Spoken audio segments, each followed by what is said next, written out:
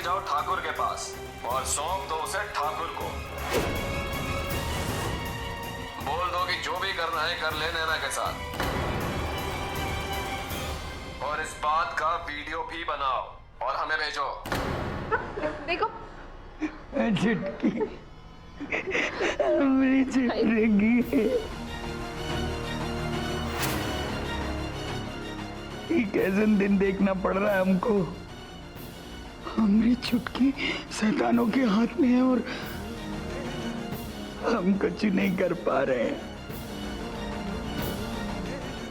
ये जाना था कि हु को कैसे बचा सकते थे, पर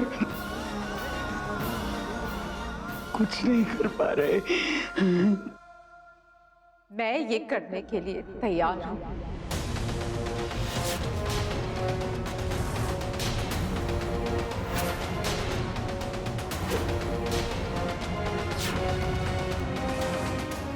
क्या बोल रही हैं आप?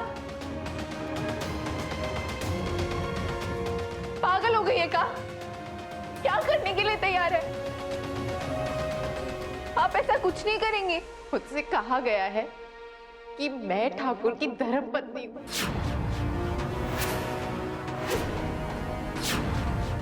मुझसे कहा गया है कि अग्नि को साक्षी मान के मैंने ठाकुर को अपना पति माना है। मुझसे ये कहा गया कि उसने मेरी मांग में सिंदूर भरा था, और मुझे याद नहीं है कि मैंने उससे शादी क्यों की। अपनी मर्जी से किया या किन हालातों में की, ये सब कुछ सच है भी या नहीं मुझे नहीं पता है। पर एक बात मैं अच्छे से जानती हूं कि ठाकुर एक बहुत ही गिरा हुआ इंसान है। इसने एक बार नहीं कई बार जबरदस्ती करने की कोशिश की है। कितनी लड़कियों की जिंदगी बर्बाद की है, कितने लोगों को मारा, कितने लोगों को धमकाया, यहां तक कि ठाकुरायन जी को भी मेरे सामने मारने की कोशिश की है उसने। अपने होश आवाज में मैं ऐसे इंसान से कभी शादी नहीं कर सकती हूं। मैं जो करने जा रही हूं वो किसी भी लड़की के लिए आत्महत्या करने के बराबर है। पर अगर मेरे ऐसा करने से छुटकी और 2 और लोगों की जान बचती है तो फिर मैं ऐसा करने के लिए बिल्कुल तैयार हूं।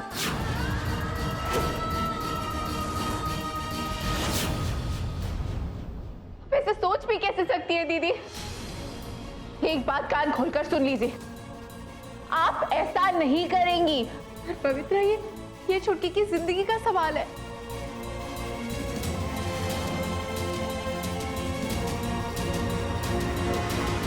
आप जबरन का बोले, इतने भी स्वार्थी ना है हम कि एक बेटी की जगह दूसरे की कुर्बानी दे दे।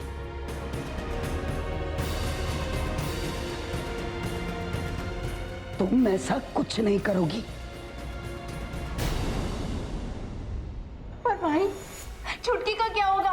आपने देखा ना फोन में कि वो उसके साथ क्या करने जा रहे हैं। हम जानते हैं कि हमारे पास और कोई रास्ता नहीं है, पर छुटकी की जान बचाने के लिए हम आपकी इज्जत दांव पर नहीं लगा सकते। हम आपको नहीं छोड़ सकते उस राक्षस के पास।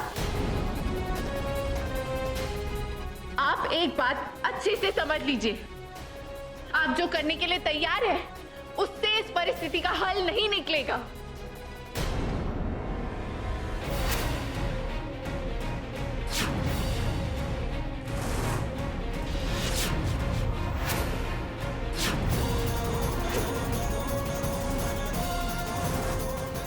तुम्हें मेरी कसम है पवित्रा, मुझे रोकने की कोशिश मत करना तुम।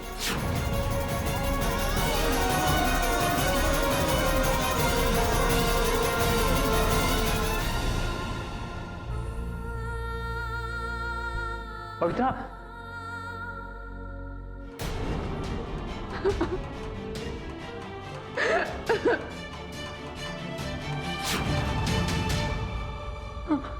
ये कहा किया तुमने? ये भगवान, कितना खून बह रहा है। निकाले दो खून को, जो अपनी बहन को उस राक्षस से नहीं बचा जीने का कोई हक नहीं है। एक तरफ नैना ठाकुर के कमरे में जाने को तैयार हो रही है और दूसरी तरफ बैद काकी अपने आप को कोसे जा रही है। उस दिन को कोस रही है जब उसने ठाकुर का साथ दिया नैना से बदला लेने के लिए। रोई जा रही है ये कहकर कि ना वो ठाकुर का साथ देती नैना से शादी करने में, ना ये दिन देखना पड़ता। और यहां तुम अपने आप को कोस रही हो। ये वक्त रोने का नहीं है पवित्रा, ठाकुर को रोकने का है। एक मिनट, माई ने जो कुछ भी किया बदला लेने के लिए किया, तो जो इंसान फोन कर रहा है उसको का क्या फायदा होगा नैना दीदी से ये काम कराने का? क्यों लग रहा है छोटे ठाकुर के जैसे उसे पता है कि ठाकुर नैना दीदी से बदला लेना चाहता था, पर ठाकुर तो कह रहा है कि फोन करने वाले इंसान को जानता तक नहीं है। कैसे मुमकिन है? नैना अगर ठाकुर के साथ रात बिताती है तो सिर्फ एक इंसान का फायदा होगा, रूह है खुद ठाकुर।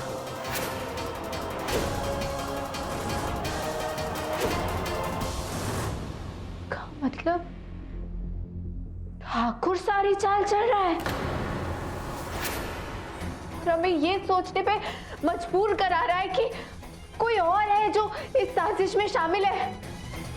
हम उस ठाकुर को नहीं छोड़ेंगे।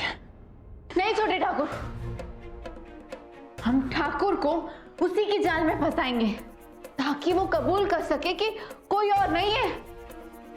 पर हम ऐसा करेंगे कैसे? ये हमें भी नहीं पता।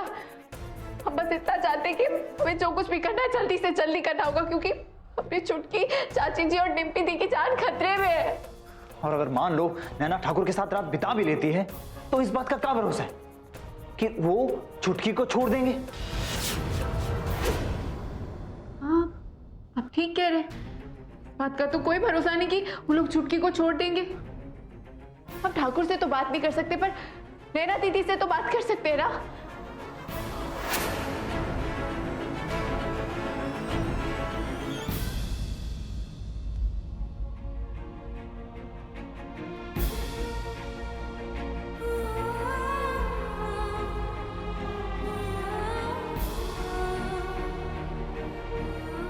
ठाकुर ने मुझसे धोखे से शादी की।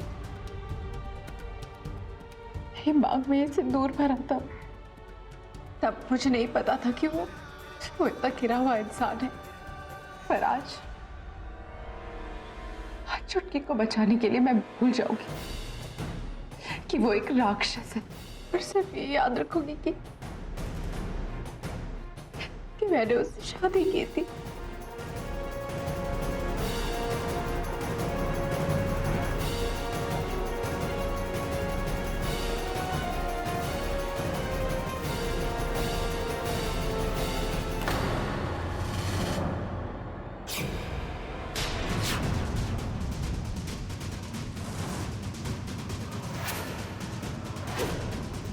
ये शादी नहीं, एक धोखा था।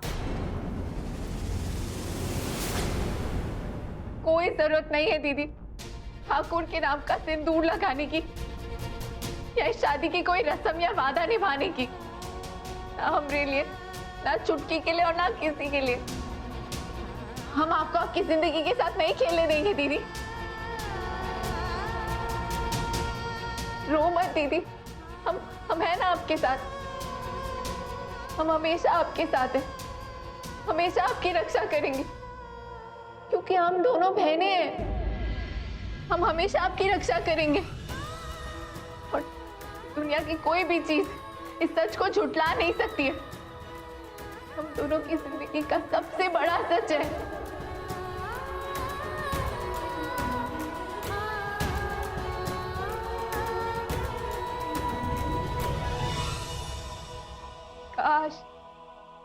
काश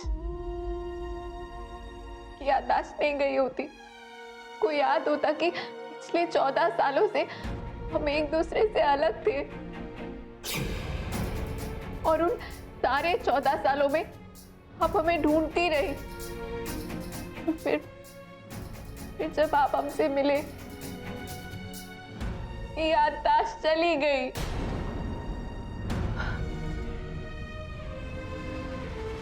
पवित्र, मैं जानती हूँ कि तुम्हारा और मेरा कोई रिश्ता है, पर मेरी बहनों ये मुझे याद ही नहीं। हमें पता है दीदी, पर रिश्ते के वास्ते ऐसा मत करो। और क्या पता आपके ऐसा करने से भी उन लोगों ने छुटकी को नहीं छोड़ा तो? मेरे ऐसे करने से कोई तो उम्मीद बाकी रहेगी ना, है ना? नहीं पवित्र, मैं फैसला कर चुकी हूँ और अब ये फैसला किसी के लिए नहीं बदलेगा। कोई नहीं। नहीं दीदी, आप ऐसा नहीं कर सकती। हम एक बहन के लिए दूसरी बहन की जिंदगी खराब नहीं कर सकते। ऐसा मत करो दीदी, हम हाथ जोड़ते ऐसा मत करिए। दीदी दीदी, आप ऐसा नहीं कर सकती है। दीदी दीदी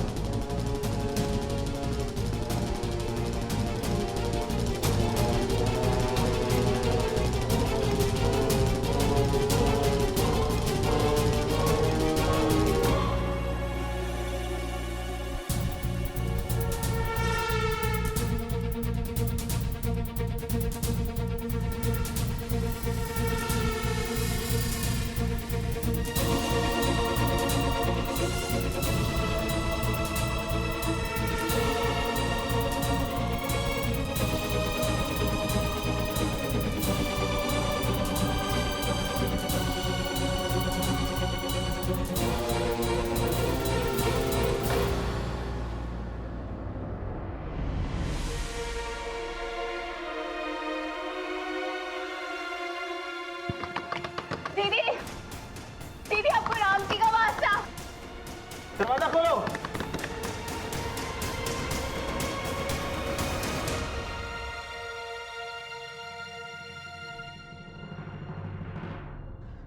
पति हैं आप, हमरे होते हुए दूसरी खिलौती है हमें आपसे।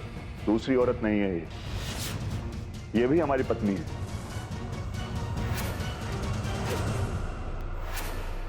दूसरी ही सही, लेकिन हमने शादी की है इससे। और जिन भगवान का वास्ता दे रही हो ना तुम, उन्हीं भगवान के सामने हमने नैना से शादी की है, समझे तुम? देखो, जो हो रहा है होने दो।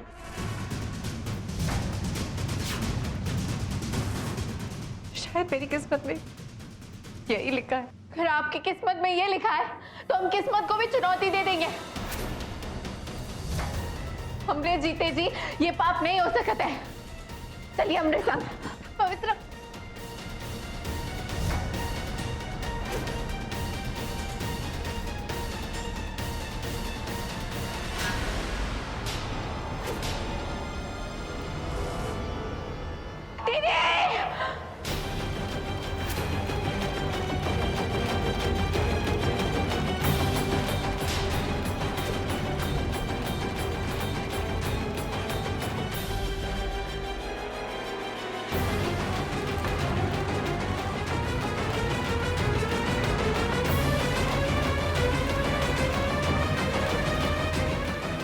दीदी नैना,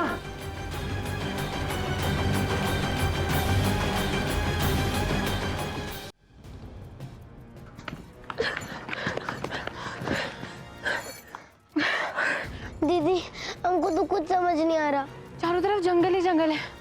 मुझे तो हर रास्ता एकदम एक जैसा ही दिख रहा है। हमको तो रात के वक्त जंगल में भटकना ठीक नहीं लग रहा। सुबह होने तक कहीं रुक जाना चाहिए। समझे कि समझाएं?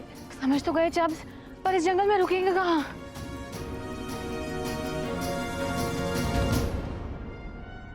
दीदी देखो वहाँ।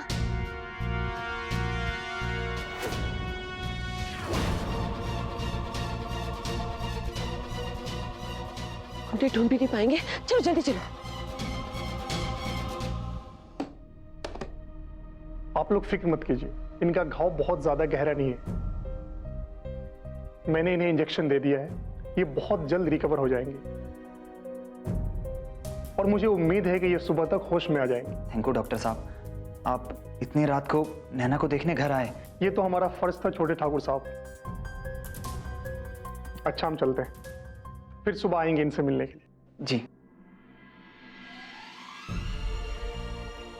हे राम जी, हमारी दीदी को जल्दी ठीक कर देना। हमका माफ कर देना दीदी, हमका ही खेल खेलना पड़ा। पर डॉक्टर साहब बोले ना कि चोट गहरी नहीं है, अब ठीक हो जाओगे। खेल? हाँ माँ, ये सब प्लान था। पवित्रा ने जानबूझ के नैना का हाथ खींचा और नैना जानबूझ की सीढ़ियों से गिरी। हमने सोचा था कि ऐसा करने से नैना कुछ दिनों के लिए ठाकुर से दूर हो पाएगी। दरअसल नैना सीढ़ियों से गिर के बेहोशी का नाटक करने वाली थी, पर उसके बाद जो उसका सर टकराया वो प्लान में शामिल नहीं था और सच में चोट लग गई। हम तो गंगा मैया से यही प्रार्थना करेंगे, सवेरे तक नैना को होश आ जाए। इको जो चोट लगी है वो ज्यादा नुकसान ना पहुंचाए।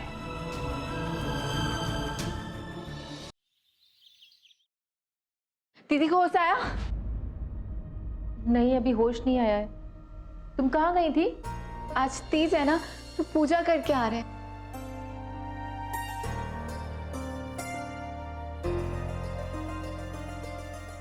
नैना को होश आ रहा है।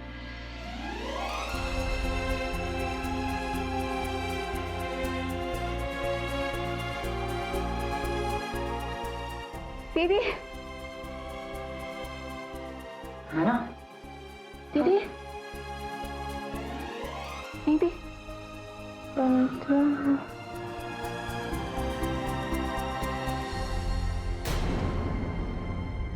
अब ये बिल्कुल ठीक है, बस इनको थोड़ा वीकनेस है और बेड रेस्ट की जरूरत है। बेड रेस्ट के बाद ये बिल्कुल अच्छा फील करेंगे। तुम पूजा करके आई थी ना, देखो तुरंत फल मिल गया। नैना की तबीयत ठीक हो रही है। अब तुम जाओ, व्रत की तैयारी करो।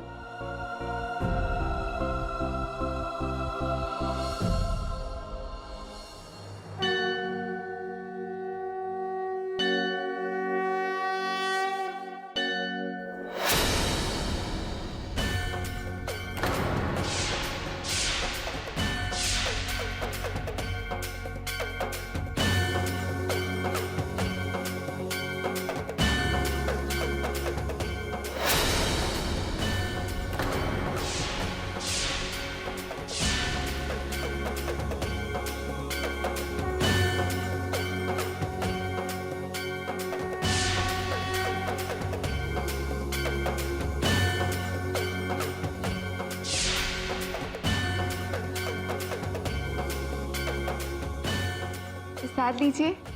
पहले तुम लो। नहीं नहीं नहीं, आज तीज के दिन पति के लिए उपवास करते हैं, कुछ खाते नहीं है। तो ठीक है, हम भी नहीं खाएंगे, हम भी उपवास रखेंगे। अरे ये व्रत पत्नी पति के लिए रखती है, पति पत्नी के लिए नहीं। और जिन पतियों को भगवान की कृपा से इतनी अच्छी पत्नी मिली हो, क्या वो भी व्रत नहीं रख सकते?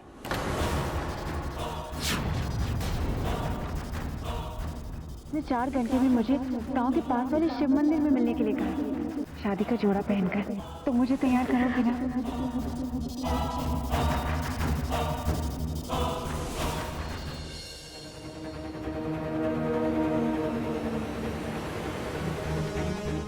ये कहाँ हूँ मैं? और कृष्णा मंदिर में मेरा इंतजार कर रहा होगा।